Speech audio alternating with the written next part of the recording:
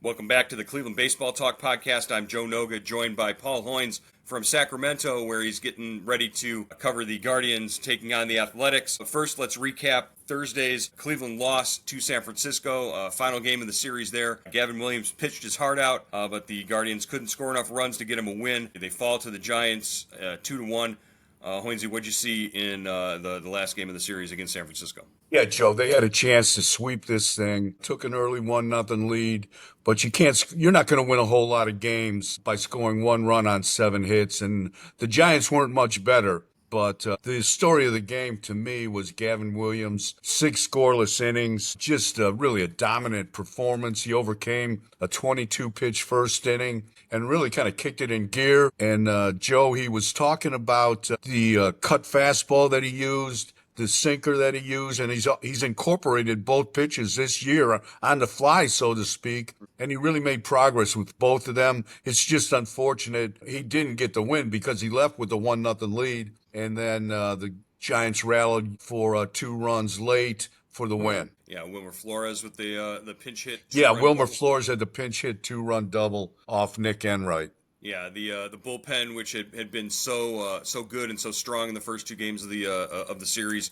kind of faltered. Not a lot. There were a couple of guys down that they couldn't go to late in that situation where normally Stephen Vogt might have used a Cade Smith or a Hunter Gaddis, but unable to do that after they had pitched in back-to-back days, and the Guardians wind up losing. You mentioned Gavin Williams and that cut fastball. It really does seem to set up his four-seam fastball that much more effective when he's using that cut fastball and getting the movement on that he has been able to get when he's using it. Yeah, the opposition is hitting 128 against the cutter this year, 143 against his curveball, 200 against the slider, and like you said, the cutter sets up the fastball and the sinker, and the opposition is hitting 303 against the fastball, but he really dominated yesterday by setting up that fastball, which is 95 to 97 with the cutter, and really played off those pitches well. That was really an encouraging performance by Gavin, and he's really he's coming on the last 6, 7, 8 starts. He's 3-1 with either under 3. We might see him emerging right now. Yeah, and that's a really good thing. And like you said, being able to sort of incorporate that cutter makes it even more effective because it doesn't maybe show up on the scouting reports as much right now because, at the beginning of the year, teams, the book on Gavin Williams wasn't necessarily, hey, look out for the cutter. Now they sort of have to bring in that information midway through the season as opposed to knowing what they knew going into the season about him. It makes him almost like a completely different pitcher. Yeah, he's only thrown it, according to StatCast, about 14% of the time. So, I'm sure that's going to increase as the season goes along. Yeah, as he gets more comfortable with it, for sure.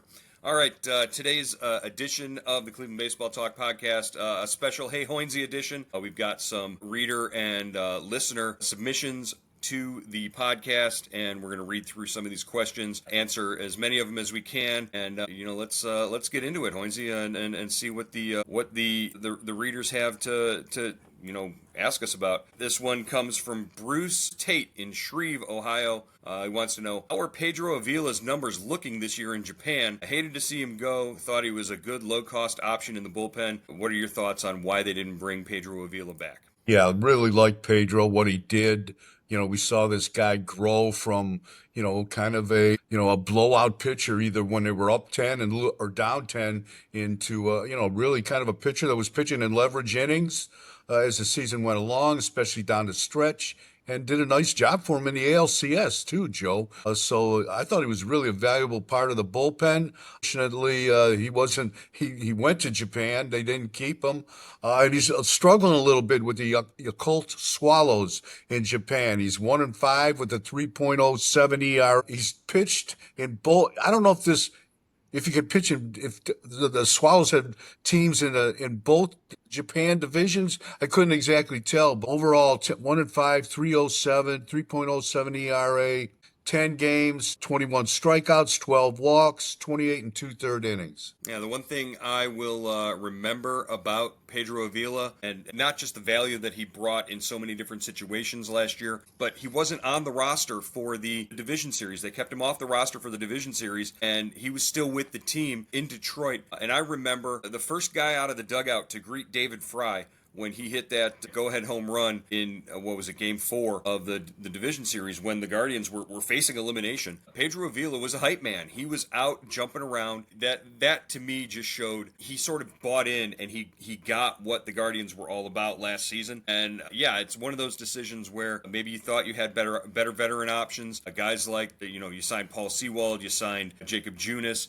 to maybe sort of take over that role, and because there were relationships with Stephen Vogt or somebody else in the organization, maybe that had something to do with it, and Pedro was the odd man out there. But it's hard to argue with the guy that did what you were looking for there in that situation. So yeah, tough to see him go. Unfortunate, maybe he's not performing the way that he had hoped to in Japan, but maybe he'll get another shot at the big leagues, and maybe he'll come over here and we'll get to see him pitch against the Guardians at some point. That's how it usually works, Joe. I think probably money played a big role in this. The Japanese teams have money to spare with American players, and maybe got a better payday than he was going to get in the big leagues here. Yeah. All right.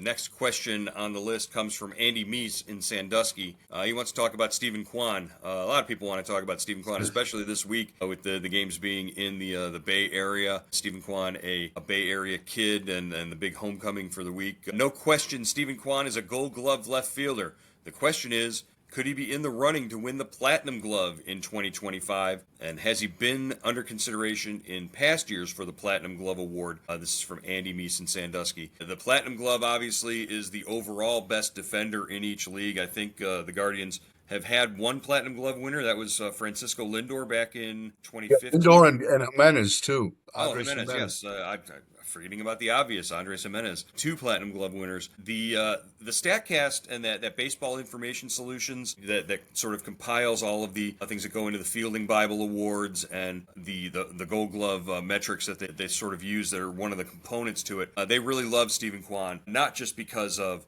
making the outstanding catches, not just because of making the outstanding throws, but because of the little things that we saw in Game 1 of the San Francisco series, where he was in position and the anticipation and the footwork and the throws always being on time and where they need to be. There's a lot that goes into making a guy a Gold Glove defender, and Steven Kwan's been able to demonstrate that for the better part of 3 years now. Yeah, I'm sure he's been up for consideration for the Platinum Glove. If you win 3 straight Gold Gloves, really starting out, right? In his first 3 years in the big leagues, you're a Gold Glove winner each year. You've got to be under consideration. My concern would be, Joe, the infielders usually win the Platinum Glove. It seems like they handle so many more chances, but I would think Kwan would definitely be up for consideration. I don't know if this is his best year, Joe. I mean, that rookie year, when he had that rookie year with the catch in Seattle, going into the stands, and maybe it was just because we hadn't seen him before and he spoiled us. He might have had his first 2 years might be better than this year right now, or I guess the first 3 years. Well, yeah, his first 2 years definitely were better than his third year, and he still won the Gold Glove in his third year. And it's not like it used to be with the Gold Gloves where you won mostly based on reputation. I mean, Greg Maddux, for as wonderful as he won 12 Gold Gloves as a pitcher? That was on reputation after the first, half dozen or so. The rest of them, he's going to win those Gold Gloves. But it's not that way anymore. There's a voting component from coaches within the leagues, the guys that see you play every day, assistant coaches and players. There's like I said, there's that StatCast metric that they sort of field in. It's the runs, defensive runs saved, which Kwan is always among the league leaders at his position for. And now that StatCast is also incorporating some of these arm metrics, release and, the miles per hour on the throws and accuracy with those, everything can be measured. Every movement and every play that you make on the field can be measured. And Steven Kwan's movements and measurables are always so high that you add in the reputation. I remember, like you said, his rookie year, Dusty Baker was raving about Steven Kwan and the way that Kwan played balls that hit the wall in left field. He would get them back into the infield so quickly that the runners couldn't advance, or if they did, he was throwing them out at second base. That reputation gets around, and you add that in with the Statcast metrics, and that's why Steven Kwan has 3 Gold Gloves. Yeah, he's a delight to watch day in and day out, Joe. And yesterday he contributed 3 hits. He's been struggling with that wrist a little bit, so hopefully he's turned the corner offensively as well. Yeah, good to see Steven Kwan back on the plus side hitting. All right, let's go to our next question. Bruce Moore from West Palm Beach, Florida. He wants to know, in light of his continued poor performance at the training complex, should Triston McKenzie finally get his long overdue arm surgery? At this point, what does he have to lose? In retrospect, did you think, did the team do this young man a disservice by not making sure he had the surgery years ago? Joe, you can't make a guy have surgery if he doesn't want to have surgery.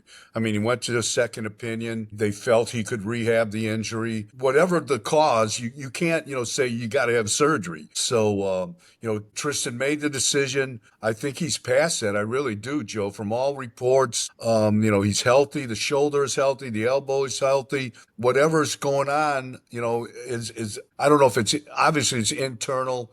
There's I'm sure he's in his head about it, and this is a decision he's got to make. And, I don't know if he would ever reconsider having surgery. I'm not sure, but he's really struggling in the Arizona Complex League.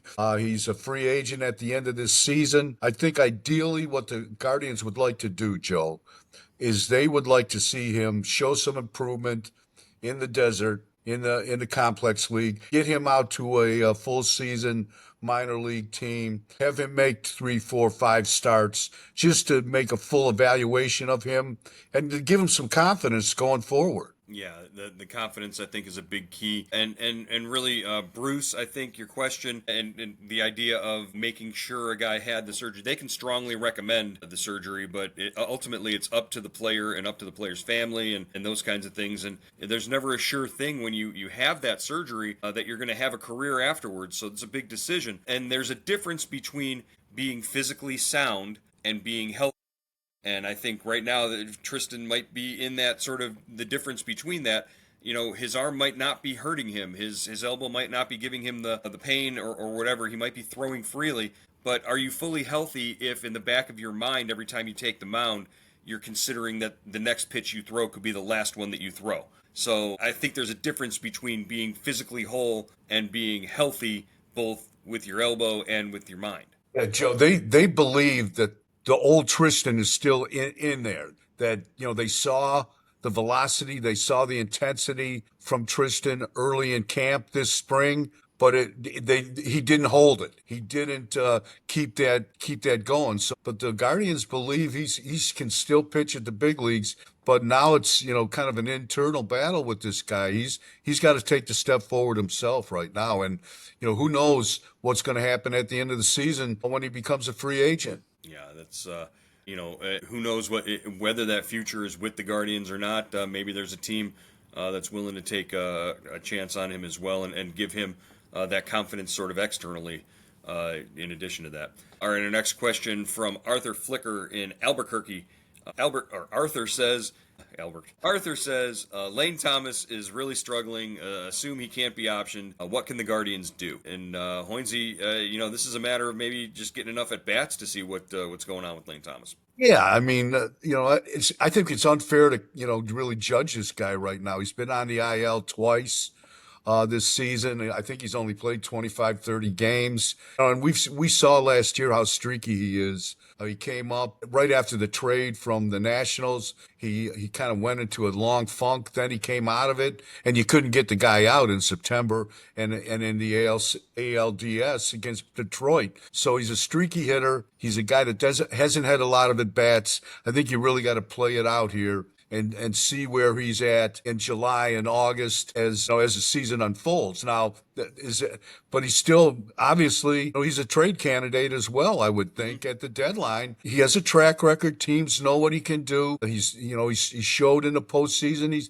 that he can have some success. So, interesting guy right now as the trade deadline approaches and as the Guardians kind of around 500. Yeah, and we can identify the contending teams right now who might want a fourth outfielder who they can bring off the bench and who can steal a bag, and that's certainly something that Lane Thomas can do late in a playoff game. So I start thinking in that sort of mode, and the options for what he could bring in return might be pretty good. So I definitely keep an eye on Lane Thomas, but again, expect him to get some regular playing time now that he's healthy and back, and they sort of have to figure out what they've got. Next question from John Kyle in Westfield Center, Ohio. He throws out a nice hypothetical. Who would you take between the 2024 infield duo of Brian Rocchio and Andres Hoynes, or the 2025 duo of Gabriel Arias and Daniel Schneemann? Hoynsie, who are you picking? That's a tough one. That's a good question. I just, for the flash factor, and for the joy of seeing Jimenez play every day, I'm going with Rocchio and Andres Jimenez. But I like the grinding. I like the balance that Gabriel Arias and Schneemann give you. They give you good defense, solid defense, and they're giving you that offensive component as well. Yeah, I think I would agree with that. I might actually go with Arias and Schneemann personally as my pick, because we've seen flashes out of Gabriel Arias with that. I really like seeing Gabriel Arias uncork that arm. When he gets a flip at second base to try and turn a 4.63, that arm comes out, and you see the comment that I make in the press box is that's a big league shortstop arm.